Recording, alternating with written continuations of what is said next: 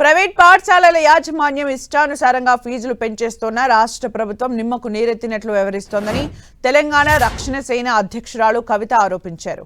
Hyderabad Somajiguda press క్లబ్లో నాణ్యమైన విద్య ఫీజుల నియంత్రణ అంశంపై ఆమె రౌండ్ టేబుల్ సమావేశం నిర్వహించారు.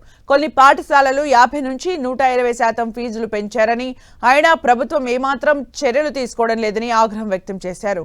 చదువు పేరుతో పేదల్ని దోచుకుంటున్న వారిపై విద్యాశాఖ మంత్రిగా ఉన్న రేవంత్ రెడ్డి వెంటనే చర్యలు తీసుకోవాలని డిమాండ్ చేశారు. తెలంగాణ రక్షణ సేన అధ్యక్షురాలు కవిత.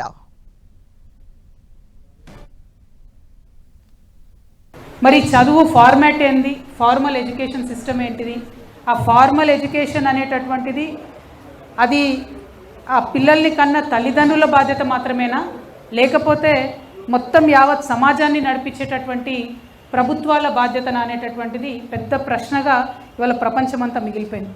అంటే ఎడ్యుకేషన్ అండ్ హెల్త్ అనేది social obligation of a government అని బలంగా నమ్మినటువంటి ప్రభుత్వాలు ఉన్న చోట ఫ్రీ ఎడ్యుకేషన్ ఫ్రీ హెల్త్ వస్తుంది.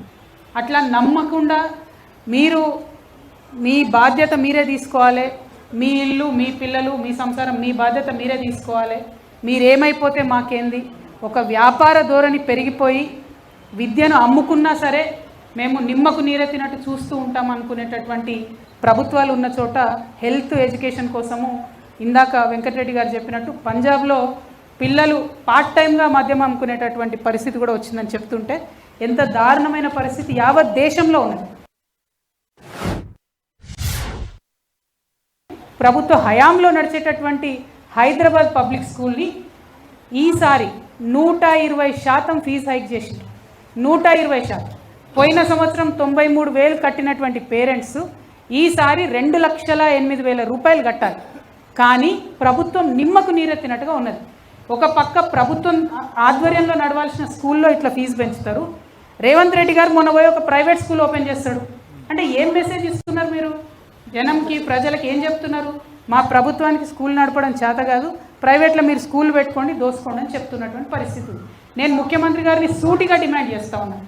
హైదరాబాద్ పబ్లిక్ స్కూల్ అనేటటువంటిది ప్రభుత్వం ఇచ్చినటువంటి భూమిలో నడిచేటటువంటి సంస్థ. అందులో ఉన్నటువంటి భూమిలో ఒక 30 ఎకరాలని కొట్టేయడానికి ఆ కమిటీ ప్లాన్ వేస్తున్నటువంటి విషయం మీకు తెలుసు, మాకు తెలుసు, అందరికీ తెలుసు. విద్యాశాఖ మంత్రి మన కర్మగాలి ముఖ్యమంత్రి గారే ఉన్నారు కాబట్టి నేను వారిని డిమాండ్ చేస్తున్నా, you should please immediately review what is happening in HPS మీద రివ్యూ చేయాలి. హైదరాబాద్ పబ్లికేషన్ మీద ఖచ్చితంగా పబ్లిక్ స్కూల్ మీద ఒక స్టాండ్ తీసుకోవాలని నేను డిమాండ్ చేస్తున్నాను.